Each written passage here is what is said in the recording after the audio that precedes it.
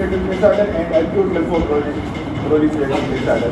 फर्क क्या है chronic lymphoproliferative disorder and acute lymphoproliferative disorder में? एक्यूट में लिम्फोब्लास्ट डिसऑर्डर जो होता है उसमें जो लिम्फोसाइट होते हैं वो मैच्योर होते हैं।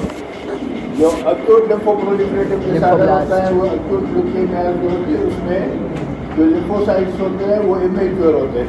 आपने फिजियोलॉजी तो पढ़ी होगी ना, लिम्फोसाइट कैसे मैच्योर होते हैं। जैसे हमने लास्ट टाइम डिस्कस किया था WBC की, WBC में सबसे पहला जो सेल प्लूरिपोटेंट जो होता है माइलॉइड जो लीनिएज होती है माइलोब्लास्ट, ठीक है ना, उसमें सबसे पहले कौन सा बनता है? माइलोब्लास्ट, फिर प्रोमाइलोसाइट, फिर माइलोसाइट, फिर मेटामाइलोसाइट, फिर ग्रेनुलोसाइट, ठीक है ना। तो इसमें ये कैसे बनते हैं लिम्फोसाइट, ठीक है। ये भी प्लूरिपोटेंट सेल में सबसे पहले क्या बनता है? लिम्फोब्लास्ट बनता है। लिम्फोब्लास्ट में से उसके बाद क्या बनता है? प्रोलिम्फोसाइट, उसके बाद तीसरा लिम्फोसाइट। इसकी 3 स्टेज होती हैं। एरिथ्राइड की स्टेजेस ज़्यादा होती है, माइलॉइड की स्टेजेस ज़्यादा होती है, लेकिन मोनोसाइट की, मेगाकैरियोसाइट की जो स्टेजेस होती हैं लिम्फोसाइट की वो कम होती है। मेगाकैरियोसाइट कैसे बनता है? प्लेटलेट कैसे बनते हैं? आपने कोई बता दें। ये तो फिजियोलॉजी का सवाल है, basic question, very basic question. ये तो बिल्कुल बेसिक क्वेश्चन। आप लेक्चर में बातें अगर नहीं करें, सिर्फ लेक्चर सुने तो आपको सबको पता होना चाहिए, लेकिन आप लेक्चर सुनते ही नहीं तो आपको पता नहीं है ना। इसलिए प्लेटलेट कैसे बनता है? सबसे बनता है पहले मेगाकैरियोब्लास्ट, मेगाकैरियोब्लास्ट के बाद क्या बनता है? मेगाकैरियोसाइट बनता है, ठीक है ना। उसमें प्लेटलेट कैसे बनता है? उसकी वो होती है फ्रेगमेंटेशन होती है, फ्रेगमेंटेशन होती है। वेरी गुड, ठीक है ना। ब्रेक डाउन होता है, this is called cytoplasmic fragmentation. वो ब्रेक डाउन होते हैं, उसका साइटोप्लाज्म जो होता है वो ब्रेक डाउन होता है, उसके छोटे छोटे फ्रेगमेंट्स होते हैं, ठीक है ना। उसको क्या कहते हैं? प्लेटलेट कहते हैं, ठीक है ना। तो ये मैच्योरेशन की स्टेज होती है। Hematopoietic cells which arise from the pluripotent cell undergoes through different stages of the maturation, ठीक है। नॉर्मली लिम्फोसाइट बोन मेरो के अंदर कितने % होते हैं?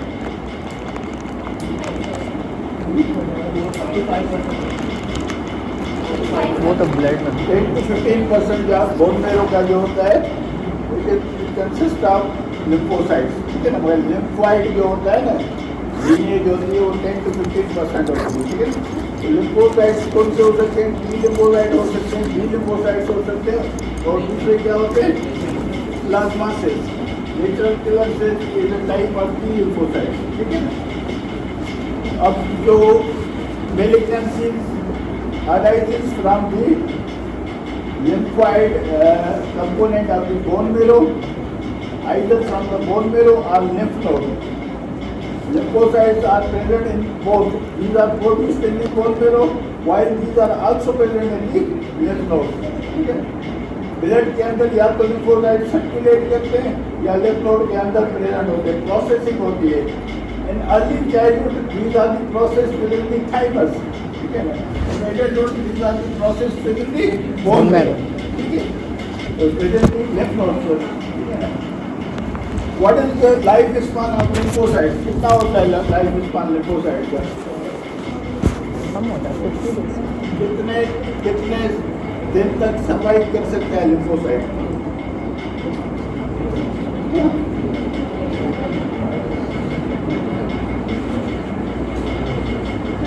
प्लेटलेट का लाइफ स्पान कितना होता है?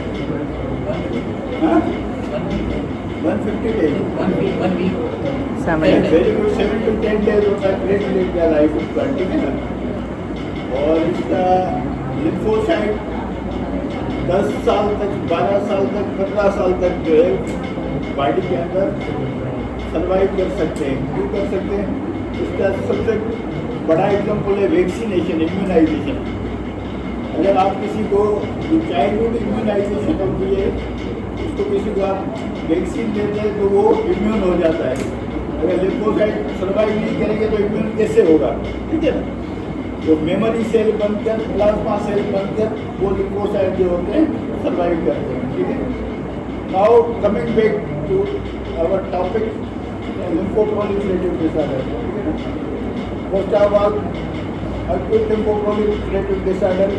In this type of lymphoproliferative disorder, lymphocytes are not able to become mature.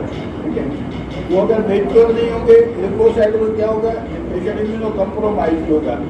ठीक है, अक्यूट इसमें आती है अक्यूट ल्यूकेमिया. ठीक है ना, acute B cell leukaemia, acute B cell leukaemia. ठीक है, इसको क्या कहते हैं, pre cancer B cell leukaemia, pre cancer B. इसमें प्री कैंसर सेल्स होते हैं लास्ट स्टेज में. ठीक है ना, ये जो मगर जो B cell acute B cell leukaemia होता है, it is more common in children. ठीक है, this is the most common cancer of the childhood.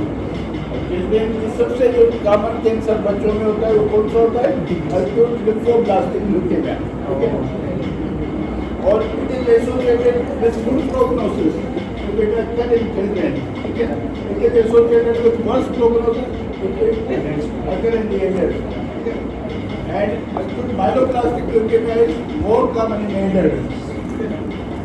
तो वो भी अगर बच्चों में होगा तो उसकी प्रोग्नोसिस जो होगी वो पुअर होगी. ठीक है ना, these are further classified. Acute lymphoblastic leukemia is further classified into the ALL1, ALL2, ALL3. ठीक है, depending on their histopathological और morphological जो होते हैं कैरेक्टरिस्टिक्स.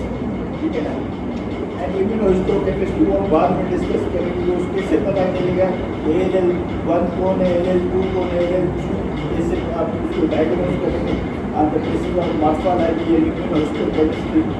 ठीक है ना, और जो अक्यूट माइलॉइड ल्यूकेमिया होता है उसके कितने सब क्लासेस होते हैं.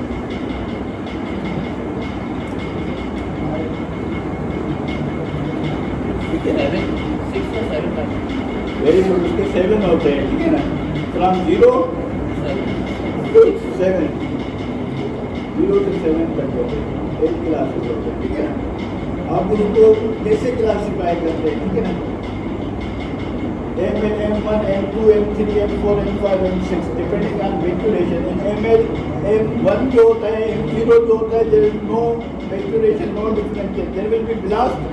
ठीक है ना, ब्लास्ट होगा, उसमें बहुत बड़ा न्यूक्लियस पड़ा होगा, न्यूक्लियस ओपन होगा. ठीक है ना, मैच्योर नहीं होगा, और उसमें बहुत ही स्टेटी साइटोप्लाज्म होगा. There will not be any granule within the cytoplasm. ठीक है ना, वरना उसमें ग्रेन्यूल ही नहीं बन रहा है. लिम्फोसाइट उसके बाद इम्यूनोकॉम्पिटेंट जितने भी सेल्स हैं, अगर उसके पास एंजाइम्स नहीं है तो वो कैसे अपना जो है काम करेगा. ठीक है, उसके बाद एंजाइम नहीं, उसके बाद ग्रेन्यूल न्यूट्रोफिल के अंदर लाइसोजाइम नहीं होंगे तो वो कैसे काम करेगा अपना. ठीक है ना, वो एंटीजन को कैसे किल करेगा, तो उसमें इम्यूनिटी होती ही नहीं है. ठीक है ना, उसके बाद क्या होता है, जब अक्यूट ल्यूकेमिया होता है तो पेशेंट मगर ये कि उसकी इम्यूनिटी होती नहीं है, patient is predisposed to develop infection. He will develop opportunistic infection, all kind of infection. Less virulent infection will become lethal. इतना जो फंगस होता है which can not even penetrate the skin. सालों तक लोगों को फंगल इन्फेक्शन होते हैं, स्किन को पेनिट्रेट नहीं कर सकते. अगर एक इंसान की आप इम्यूनिटी को खत्म कर रहे हो तो 3 दिन के अंदर वो आपके लंग्स को खत्म कर रहे हैं. आप एक्सरे में 3 दिन के बाद जब अपने लंग्स देखेंगे तो नजर ही नहीं आएगी. ये इतना लेस विरुलेंट ऑर्गेनिज्म भी अगर इंसान के अंदर इम्यूनिटी नहीं हो तो वो 3 दिन के अंदर आपको लंग्स को डैमेज कर देगा. ठीक है, तो acute prognosis very poor prognosis. अगर आप उसको ट्रीटमेंट नहीं देंगे, patient will not survive more than 4 months. ठीक है ना, ये जो टाइप्स होती हैं, जो इनिशियल टाइप्स होती हैं, लेकिन जैसे जैसे आप बढ़ते जाएंगे, M1 में थोड़ा सा मेच्योर होगा, थोड़े से ग्रेन्यूल्स होंगे. M2 होता है और ज़्यादा मेच्योर डिफरेंशिएशन उसमें हो जाती है. APL में होता है प्रोमाइलोसाइटिक ल्यूकेमिया. M3 उसमें ब्लास्ट नहीं होते, प्रोमाइलोसाइट होते हैं. ठीक है ना, जो M4 होता है उसको क्या कहते हैं, माइलोमोनोसाइटिक ल्यूकेमिया.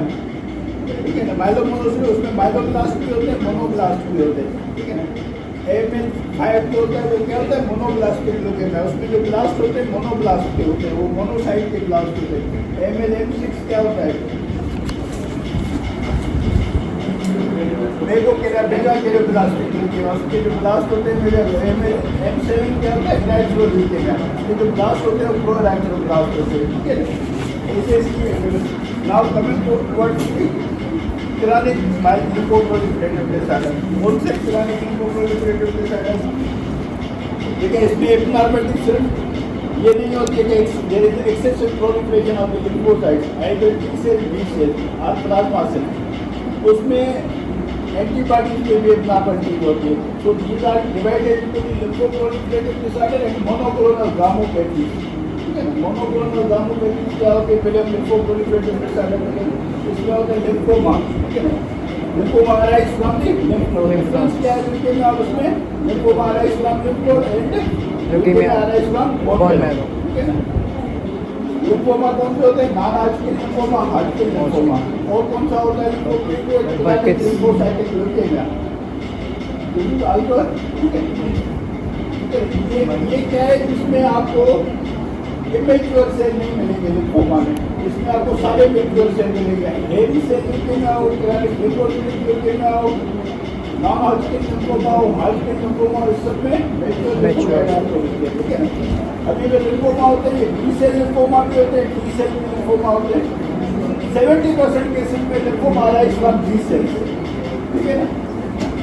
सबसे पहले हम हार्टकिन डिस्कस कर रहे थे, ठीक है ना? अब हॉटस्किन और नॉन हॉटस्किन जो होता है, हॉटस्किन नॉन हॉटस्किन में फर्क क्या होता है? Great standard. हॉटस्किन में जो होता है रीडिस्टर्बर्ग सेल्स होते हैं, ठीक है ना? हॉटस्किन जो होता है वो जो होता है बेहतर होती है नॉन हॉटस्किन. जो हॉटस्किन होता है वो इतना ज़्यादा एग्रेसिव नहीं होता है जितना नॉन हॉटस्किन होता है, ठीक है ना? हॉटस्किन के कितने टाइप्स होते हैं?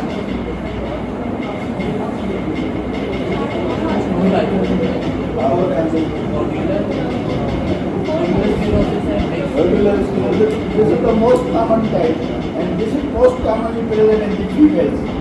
यंग लोगों में ज़्यादा होता है, फीमेल में ज़्यादा होता है, मोस्ट कॉमन है. अगर आपको कहेंगे और दूसरा बता दें, mix cellularity which is present in the old age. इसमें सेक्युलरिटी मिक्स होती है, it is associated with worse prognosis, ठीक है?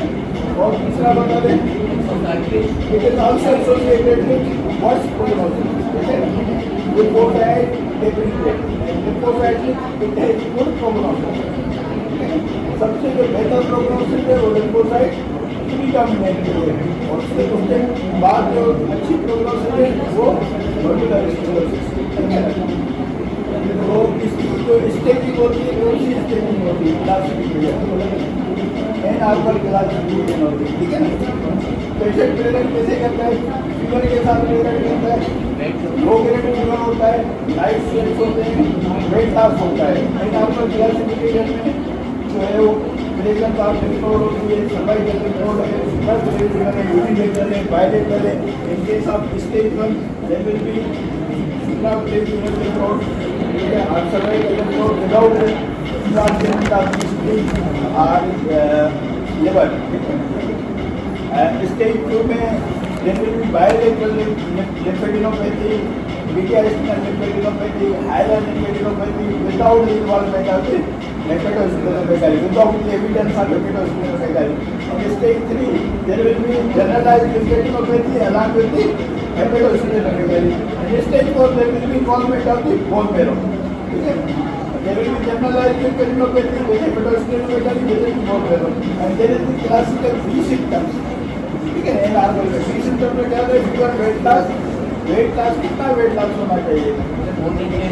विद इन 6 months, ठीक है? ये बी सिम्टम्स होते हैं. और कीमोथेरेपी ट्रीटमेंट्स को डायग्नोज कैसे करते हैं? What will you find in CPC?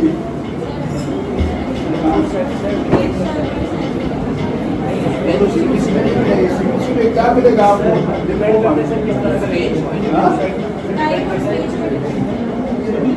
जब तक बोन में इन्वॉल्व नहीं होती है, कोई भी आपको थोड़ी बहुत इन्फेक्शन तो माइल्ड एनीमिया मिल सकता है. जब तक वो बोन में को इन्फेक्टेड नहीं करेगा, लेकिन आपको लिम्फोसाइट भी बड़े हुए नहीं मिलेंगे. जो नहीं बड़े हुए मिलेंगे तो वो जो प्रोलिफरेशन हो रही है, लिम्फ नोड कैंसर हो रही है, पेरिफेरल ब्लड में प्रोलिफरेशन नहीं हो रही है, आपको नहीं मिलेगा. अगर एडवांस स्टेज पे और बोल में इन्वॉल्वमेंट है तो आपको इसमें क्या करेगा, यूनियन साइड साइटोकिनिया, क्योंकि जब बोल में के अंदर वो घुसेगा तो वहाँ पे जाके सिंथेसिस करवाएगा, हेपेटोकाइटिस मैनिफेस्टिंग साइटोकिनिया, बायसाइटोकिनिया, साइटोकिनिया आपको और इसके लिए आप टेस्ट कौन से करवाएंगे, आप सबसे जो डायग्नोस्टिक टेस्ट कर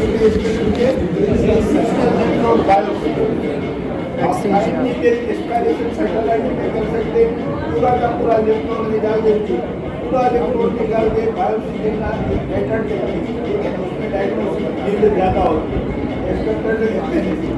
दूसरा आप उसका टेस्ट करवाएंगे, आप एक्सरे टेस्ट करवाएंगे, हाइड्रोलिपिडोपैथी और क्या करवाएंगे, अल्ट्रासाउंड करवाएंगे, हेपेटोस्पेनोमेगाली और आप क्या करवाएंगे, सीटी स्कैन करवाएंगे, बेहतर उसमें बेहतर आपको पता चलेगा एनवायरनमेंट का। और अगर you are suspecting stage 4 you will go for bone marrow biopsy. और क्या करवाएंगे आप, और क्या करवाएंगे आप, और करवाएंगे आप साइटोजेनेटिक्स, ठीक है ना। आपको ये सारी चीजें हो गई, ठीक है ना।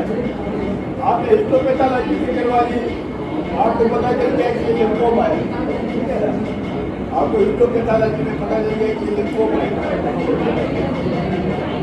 अच्छा एक्सक्यूज मी, बात सुने बेटा, एक बात सुनो, आप मुझे ये बताओ कि मोनोसाइट का लाइफ स्पान कितना होता है?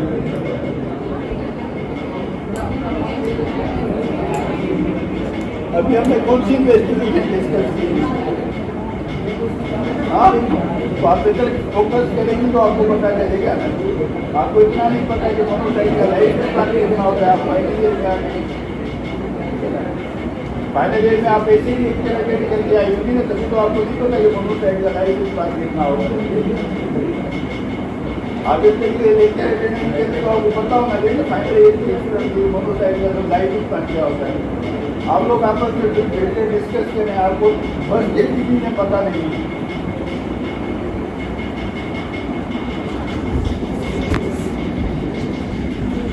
ठीक है, तो आप क्या करना है, आपको कैसे पता चलेगा कि 20 सेल है या 30 सेल है, कैसे उसको पता चलेगा?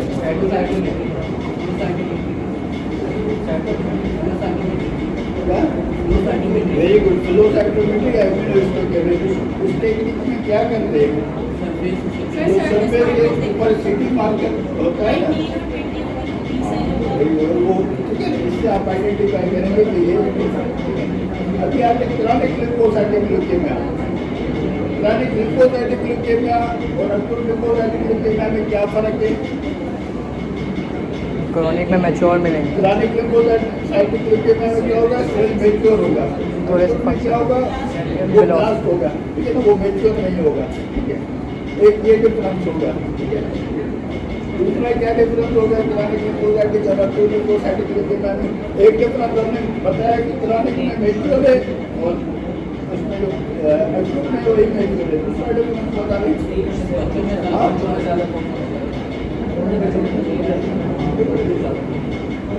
वो तो चलो ठीक है, वो अक्यूट लिम्फोब्लास्टिक ल्यूकेमिया 60 साल की उम्र में भी हो सकता है, ऐसे नहीं हो सकता है।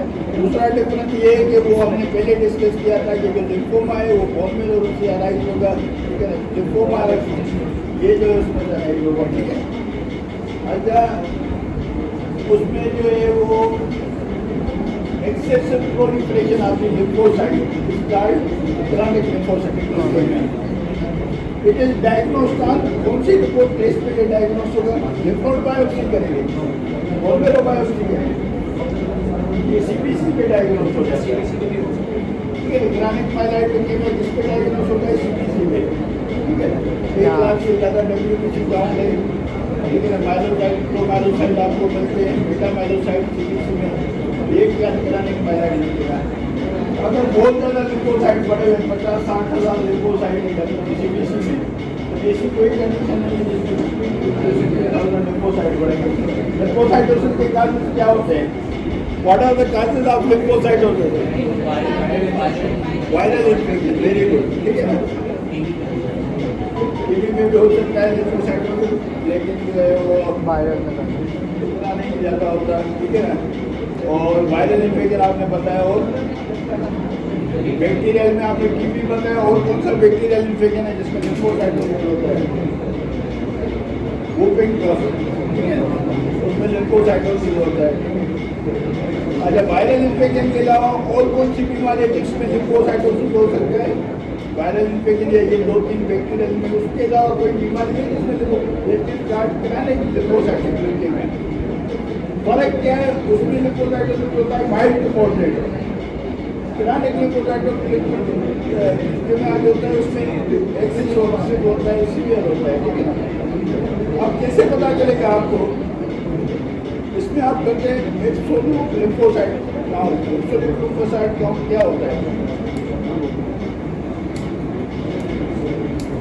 एक मरीज है, उसका आपका सीटीजी कर रहा है, उसमें उसका टीएलसी आता है 10,000, ठीक है। 10,000 सीटीजी में आपका जो 70% है लिम्फोसाइट है, तो कितना हुआ? 7,000 हो गया। 7,000 हो गया। जब 5,000 आपके लिम्फोसाइट आ जाएंगे उसको कहते हैं एब्सोल्यूट लिम्फोसाइट। टोटल डब्ल्यूबीसी का काउंट एब्सोल्यूट मोनोसाइटोसिस कब कहेंगे? जब टोटल डब्ल्यूबीसी का मोनोसाइट काउंट होगा 200 होगा, आप कहेंगे absolute monocyte. 500 sorry, absolute monocytosis. Absolute basophilia कब कहेंगे? जब 200 से ज़्यादा बेसोफिल्स होंगे, ठीक है। और न्यूट्रोफिल अगर 11,000 किसी के काउंट में 90% न्यूट्रोफिल है, 90% से ज़्यादा, आप उसको क्या कहेंगे? अगर 10,000 से ज़्यादा न्यूट्रोफिल होगा तो उसको क्या कहेंगे? फोटो में लिखा होता है रिएक्टिव न्यूट्रोफिलिक लिम्फोसाइटोसिस, ठीक है। तो ये काउंट आपको मेडिकल में क्या मिलेगा? एब्सोल्यूट लिम्फोसाइटोसिस, ठीक है। क्रानिक लिम्फोसाइटोसिस ज़्यादा जो है ओल्ड एज में होती है, 60 साल की उम्र के बाद होती है। इसकी प्रोग्नोसिस क्रानिक माइलोपिनस ल्यूकेमिया की तरह बहुत अच्छी होती है, ठीक है ना। और अर्ली स्टेज में अगर एडवांस डिजीज नहीं होती है तो ट्रीटमेंट देते ही नहीं है पेशेंट को, ठीक है ना। इसकी क्लासिफिकेशन होती है, उसको राय क्लासिफिकेशन कहते हैं। वो भी 0 से लेकर 4 स्टेज तक होती है। 0 में आपको सिर्फ लिम्फोसाइटोसिस मिलेगा, lymphocyte count would be more than 5,000। Stage 1 में आपको लिम्फेडेनोपैथी मिलेगी, ठीक है ना। स्टेज 2 में आपको क्या मिलेगी? हेपेटोस्टेनोमेगाली। स्टेज 4 में क्या मिलेगा आपको? एनीमिया मिलेगा। स्टेज 5 में क्या मिलेगा आपको? थ्रोम्बोसाइटोपिनिया मिलेगा। Treatment is indicated in stage 3 के बाद फिर आपको ट्रीटमेंट देते हैं। 3 तक आप ट्रीटमेंट देते ही नहीं, क्योंकि ये बड़ी स्लोली प्रोग्रेस करती है, ठीक है ना। और पेशेंट की एज बहुत ज़्यादा होती है, 10-12 साल तक पेशेंट सर्वाइव करते हैं। 60-65 साल के बाद होती है, उसके बाद पेशेंट को वैसे लाइफ हमारे पास 75-80 वैसे नॉर्मल लाइफ होती है, ठीक है ना। लेकिन जब ये स्टेज 3 पे पहुँचती है तो उसकी कीमोथेरेपी शुरू होती है। एक तो ड्रग्स से फिजियोथेरेपी है, प्रोग्राम यूज से उसके बाद और राइटर की होता है, मोनोक्लोनल एंटीबॉडी से आप ट्रीटमेंट इसकी कर सकते हैं, ठीक है ना। अगर बोन मेरो में आप साइटोजेनेटिक्स कर सकते हैं, ठीक है ना। इसमें इम्यूनोफिनोटाइपिंग भी हो सकती है, हिस्टोकेमिस्ट्री हो सकती है, ठीक है। बोन मेरो आप क्यों करते हैं? इसकी जब ये सीबीसी पे डायग्नोस हो जाता है तो बोन मेरो की क्या जरूरत है? क्योंकि वो बोन मैरो तक पहुंच जाता है तो सीबीसी में आता है। या तो फ्लो पेरिफेरल ब्लड फिलिंग में आप फ्लो साइटोपेथी करवा लें। इम्यूनोहिस्टोकेमिस्ट्री आप पेरिफेरल ब्लड में नहीं कर सकते, वो आप करेंगे बोन मेरो में। और वो क्यों करना चाह रहे हैं? आपको कैसे पता चलेगा कि टी लिम्फोसाइट है या टी लिम्फोसाइट है? 70% में जो Kranich lymphocytic leukaemia arises from T lymphocyte, in case of 30% it arises from T lymphocyte. Now coming on non-Hodgkin lymphoma.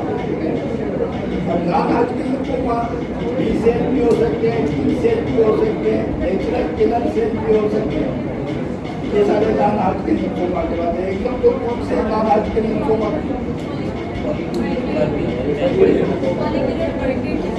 बर्केट में क्या होती है? ट्रांसलोकेशन होती है बर्केट में।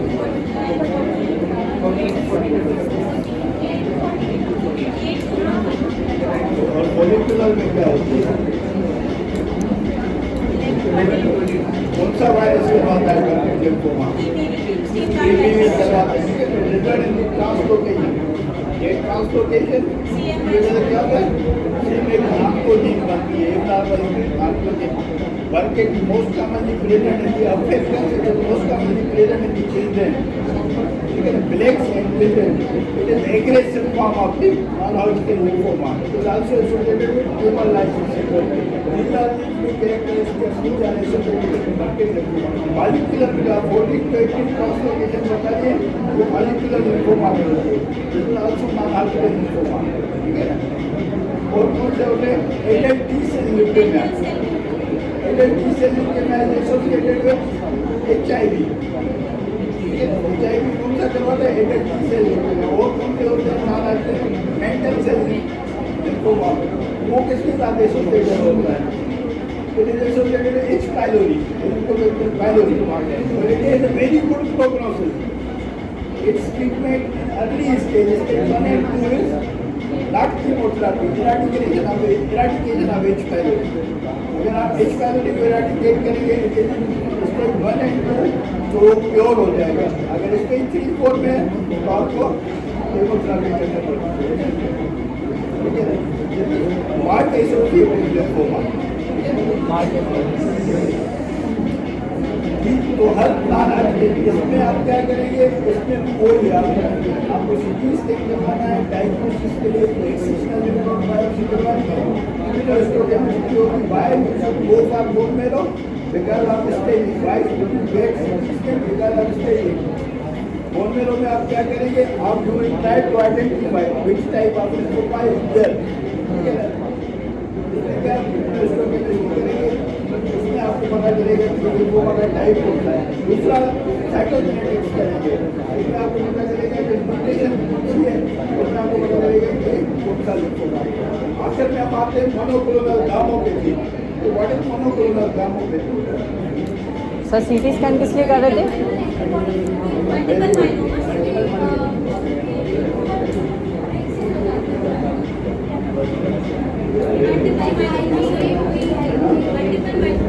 Very good. मल्टीपल माइलोमा बहुत कॉमन बीमारी है जो मोनोक्लोनल गामोपैथी. अब देखें, हमने कहा था एक टी सेल, हमने एक बात की थी बी सेल, हमने बात की थी ब्रेकियल लिम्फोसाइट की, हमने बात की थी प्रीकर्सर जो ब्रेकियल लिम्फोसाइट है उसकी हमने बात की.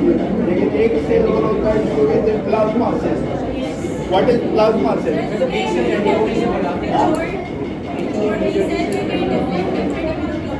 Very good. जो बी सेल है वो प्लाज्मा सेल में कन्वर्ट हो जाते हैं और वो जो प्लाज्मा सेल है वो एंटीबॉडी बनाते हैं.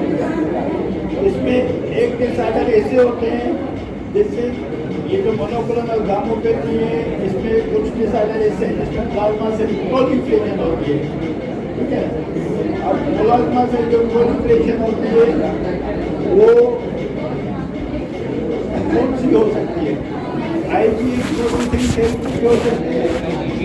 आईजी प्रोड्यूसिंग सेल की हो सकती है. 70% में आईजी प्रोड्यूसिंग सेल की होती है. तो Ig producing cell multiple myeloma. ठीक है ना? तो उसमें एंटीबॉडीज तो बनेगी लेकिन वो काम की नहीं होती है. नहीं, वाइटल स्ट्रॉन्ग मेट्रोग्लोबिन, ठीक है ना? उसमें आईजीएम एंटीबॉडीज ज़्यादा बनती है. ठीक है ना? आईजीजी बन सकती है, आईजीजी ज़्यादा बनती है. इसको पैराप्रोटीनेमिया भी कहते हैं. इसमें कुछ डिसऑर्डर ऐसे हैं जिसमें प्रोलिफरेशन नहीं होती है लेकिन एंटीबॉडी नहीं प्रॉब्लम होती है. ठीक है? और इसमें जो है वो इसमें क्या होता है? पेशेंट किसे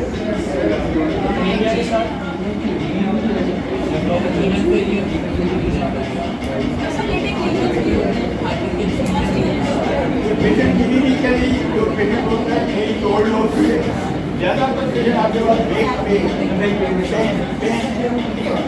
अगर ओल्ड एज पेशेंट आपके पास आता है और पेन की हिस्ट्री के साथ होता है, लोअर बैक पेन है या लेग्स में पेन है, सीवियर पेन है और ESR आप करवाते हैं, it is more than 100 alarm anemia normoglobin, तो आपको डाउट होगा कि ये मल्टीपल माइलोमा है.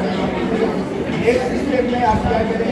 गूगल गो फॉर नेक्स्ट कौन सा एक्सरे कॉम्बिनेशन एक्सेल एक्सेल देख सकते हैं, पेजेस देख सकते हैं, ठीक है। वर्टिकल में भी आपको लाइटिंग मिल सकती है। और क्या आप करेंगे उसके अलावा?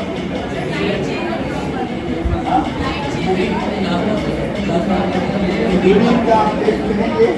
रीडिंग में क्या करेंगे? इम्यूनोइलेक्ट्रोफोरेसिस।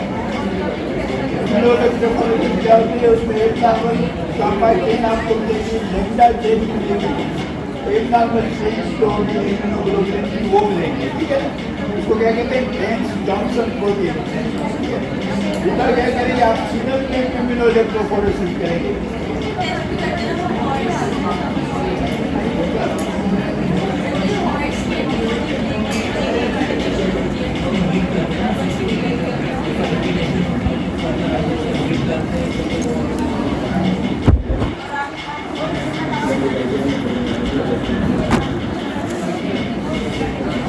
इसमें जो है वो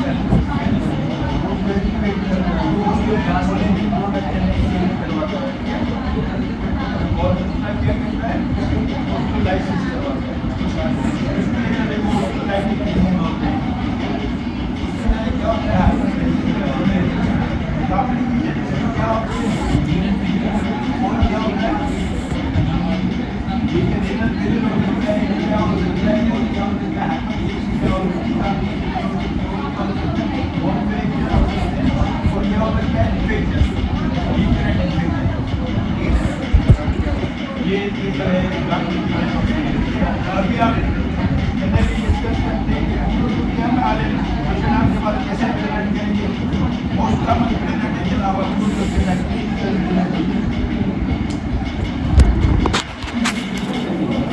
दीवार के साथ दूसरा कैसे प्रेजेंट करते हैं? रीडिंग के साथ ज़्यादा इसका के साथ और वाले आपके पास कैसे प्रेजेंट करेंगे? फीवर में